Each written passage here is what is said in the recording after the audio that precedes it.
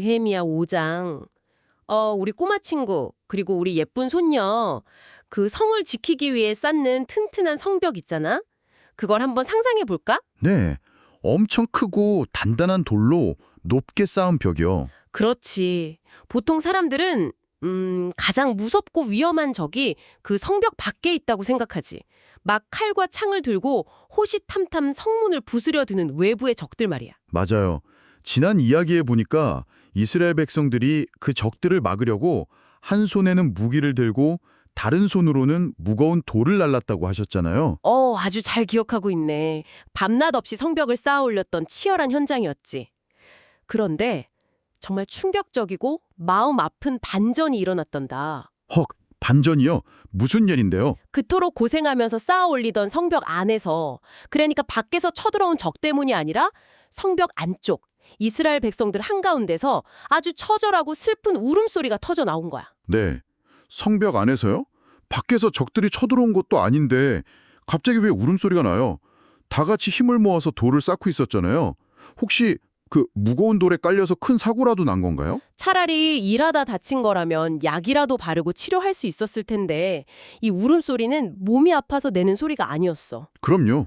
완전히 삶의 밑바닥까지 내몰린 사람들의 절망, 그리고 자기들을 그렇게 만든 형제들을 향한 원망이 뒤섞인 부르짖음이었지. 남자들뿐만 아니라 아내들까지 거리로 쏟아져 나와서 자기들과 똑같은 유다 사람들을 향해 크게 소리를 질렀단다. 같은 유다 사람들한테요? 왜 그런 일이 벌어진 거예요? 왜 이런 일이 벌어졌는지 세 가지 사관을 차근차근 들여다보자구나. 첫 번째는 아주 단순하면서도 치명적인 문제였어. 바로 배고픔이었지. 식구는 많고 밥 먹을 입은 여러 개인데 집에 당장 먹을 곡식이 완전히 바닥나버린 사람들이 쏟아져 나왔어. 아, 당장 먹을 게 없으면 진짜 눈앞이 캄캄하겠네요. 성벽 쌓으려면 온종일 무거운 돌을 날라야 하는데 배가 고프면 힘도 안 나잖아요. 그런데 농사를 지었을 텐데 왜 갑자기 곡식이 부족해진 거예요? 아주 예리한 질문인데 백성들이 성벽 짓느라 자기 밭을 돌볼 시간이 턱없이 부족했던 것도 있지만 설상가상으로 끔찍한 흉년까지 덮쳐버린 거야. 비가 안 와서 농사를 완전히 망친 거군요. 그렇지. 여기서 두 번째 상황이 발생해. 당장 굶어 죽지 않으려고 곡식을 빌려야만 했지. 그런데 부자들이 그냥 빌려주지 않고 가난한 사람들의 밭과 포도원, 심지어 매일 자는 집까지 담보로 잡고 곡식을 준 거야. 잠깐만요, 할아버지. 밭을 담보로 맡긴다는 게 무슨 뜻이에요? 아, 그게 무슨 뜻이냐면 우리 방송을 듣고 있는 꼬마 친구가 친구한테 장난감을 빌리면서 자기가 제일 아끼는 동화책을 대신 맡겨두는 거랑 비슷해. 아, 나중에 장난감 돌려주면 동화책을 다시 찾아오는 거네요. 바로 그거지. 그런데 어른들 세계에서는 집과 밭을 빼앗기고 마는 거야. 생명줄을 넘겨주면서까지 곡식을 빌렸지만 흉년이 계속되니까 빌린 곡식과 높은 이자를 갚을 방법이 없는 거지. 헐, 그럼 진짜 길거리에 나앉아야 하잖아요. 앞으로 돈을 벌 방법도 다 사라지는 거고요. 맞아. 현실 세계의 완벽한 파산이지. 그런데 여기서 숨통을 완전히 끊어버리는 세 번째 상황이 등장한단다. 바로 세금이야. 세금이요? 페르시아 제국한테 내는 세금 말하는 거예요? 흉년이 들고 배가 고프다고 페르시아 왕이 세금을 깎아주는 게 아니었거든. 세금 낼 돈이 없으니까 사람들은 또다시 부자 귀족들한테 달려가서 밭과 포도원을 담보로 잡히고 엄청난 빚을 내야만 했단다. 와, 진짜 숨이 턱턱 막혀요. 흉년 때문에 먹을 건 없지, 집이랑 밭은 담보 잡혔지, 거기에 제국에 바칠 세금까지 내야 하다니. 이건 완전 빠져나올 수 없는 블랙홀 같아요. 결국 빚을 못 갚은 사람들은 어떻게 됐어요? 가장 비극적이고 뼈아픈 일이 벌어지고 말았지. 먹을 것도 넘겨줄 밭도 집도 다 잃어버린 부모들에게 남은 마지막 재산이 뭐였겠니? 바로 세상에서 제일 사랑하는 자기 자녀들이었어. 네. 설마 아이들을 팔았다고요? 안타깝게도 그랬어. 빚을 못 갚아서 눈물을 머금고 아들, 딸들을 다른 사람의 노예로 팔아야만 했단다. 세상에, 어떻게 그럴 수가 있어요? 어떤 집의 딸들은 이미 다른 부잣집의 종으로 끌려가 버린 상태였어. 부모들이 길거리에 주저앉아서 우리의 밭과 포도원도 다 남의 것이 되어버렸는데 우리 아이들을 되찾을 힘이 없다고 절교하며 땅을 치고 울었던 거야. 밖에서 쳐들어온 페르시아 군인들이 빼앗은 것도 아니고 똑같이 예루살렘 안에 사는 같은 동족 부자들이 그렇게 만든 거잖아요.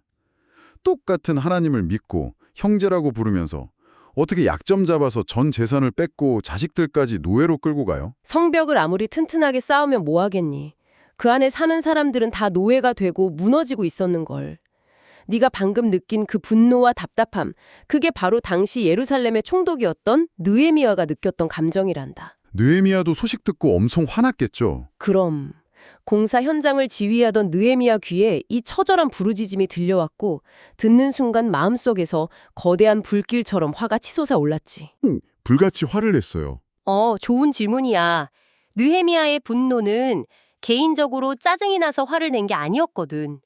형제들에게 높은 이자를 받고 억압하는 잘못된 행동에 대한 정당한 화, 즉 거룩한 분노였어. 아, 나쁜 짓을 보고 분노하는 건 당연한 거군요. 그렇지. 그런데 재미있는 건 느헤미야가 화가 머리끝까지 났지만 바로 그 자리에서 당장 소리를 지르지 않고 속으로 깊이 생각했다는 거야. 깊이 생각했다고요? 불같이 화가 났는데 어떻게 참아요?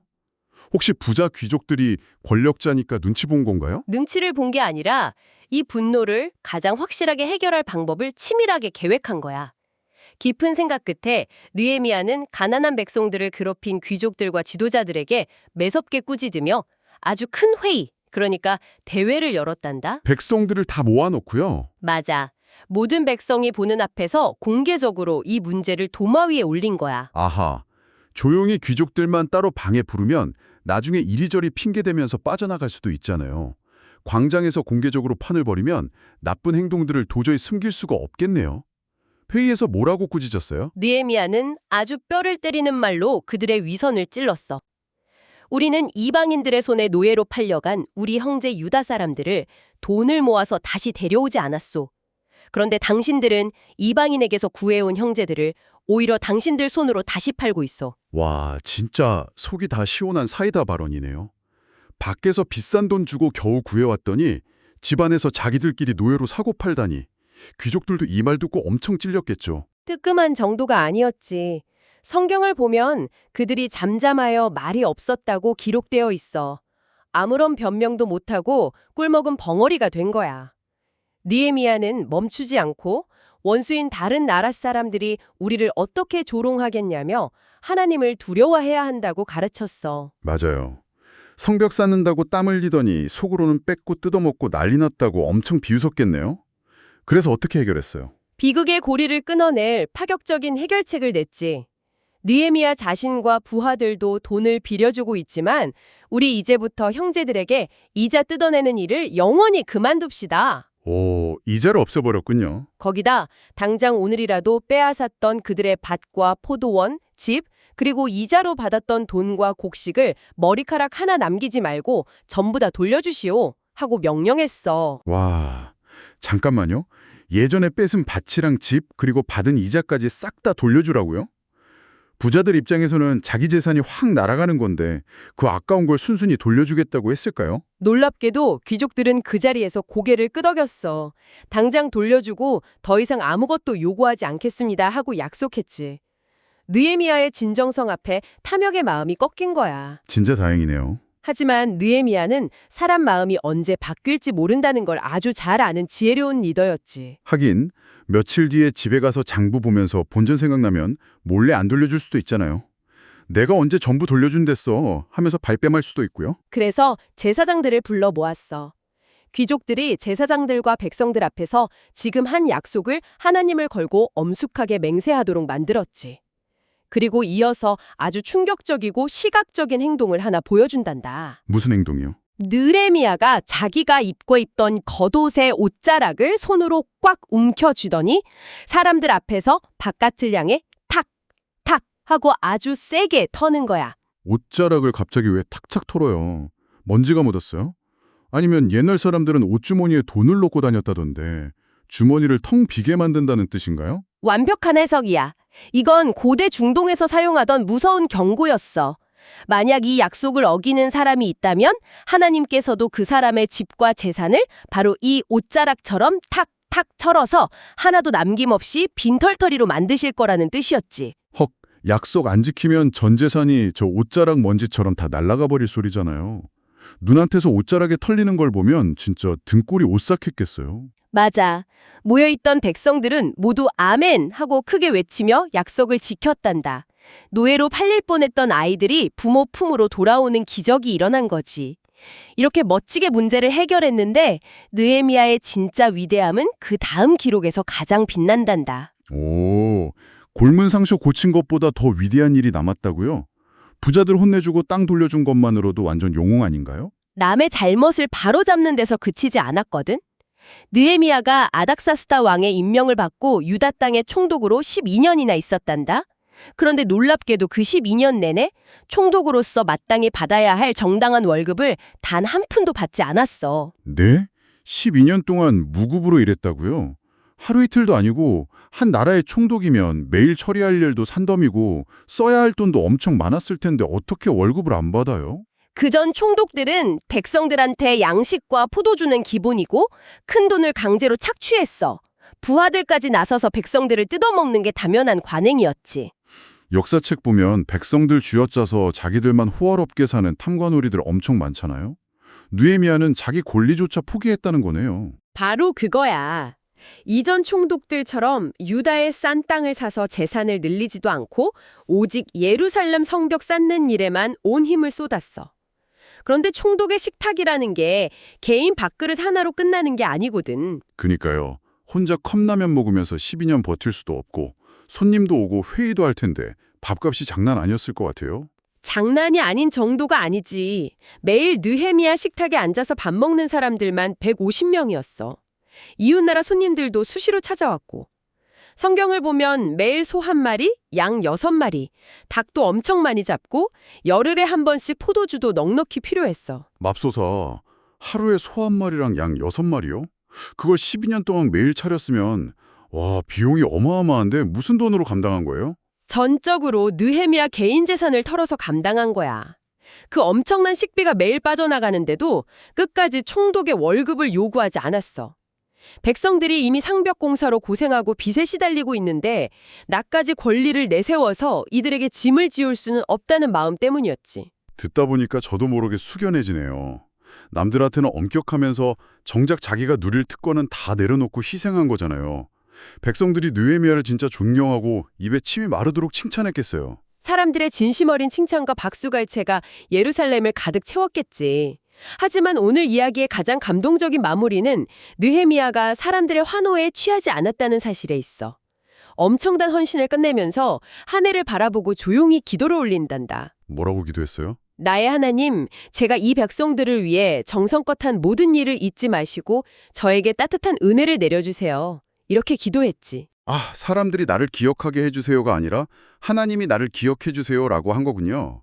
세상 사람 아무도 몰라줘도 상관없다는 뜻이네요. 진짜 관객은 오직 하늘에 계신 하나님 한 분뿐이었어요. 내 말이 가슴에 콕 와닿네. 진짜 관객은 하나님 한 분뿐이었다. 그래서 느헤미야는 특권을 포기하면서도 억울해하지 않을 수 있었던 거야. 이 기도는 우리 꼬마 친구와 너에게도 참 소중한 비밀을 가르쳐 준단다. 저도 가끔 동생한테 맛있는 거 꾹 참고 양보하거나 친구 도와줬는데 아무도 안 알아주면 마음속으로 엄청 억울해서 입술이 삐죽 나올 때가 종종 있거든요. 허허. 그럴 때마다 이 마지막 기도를 떠올려 보렴. 세상 사람들은 네 희생을 못 보고 지나칠 수 있지만 절대 속상해할 필요 없어. 왜냐하면 아무도 보지 않는 곳에서 베푸는 예쁜 마음을 하늘에 계신 하나님께서는 너무나 기쁜 미소로 다 지켜보고 계시거든. 네, 남들이 알아주길 바라는 마음보다 이미 다 지켜보시고 기뻐하시는 하나님을 생각하면서 앞으로는 더 즐겁게 도와줄 수 있을 것 같아요. 그렇게 말해주니 할아버지도 참 기쁘구나.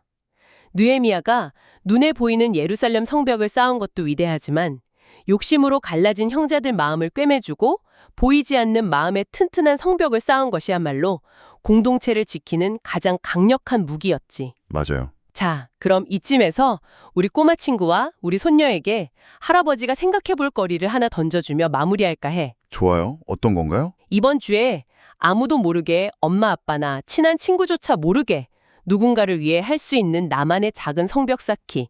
그러니까 하나님과 나 단둘만 아는 비밀스러운 착한 일은 무엇이 있을지 스스로 고민해보고 꼭 한번 실천해 보길 바란다. 오, 진짜 기대돼요. 비밀 작전. 다 함께 인사해 볼까? 샬롬. 샬롬!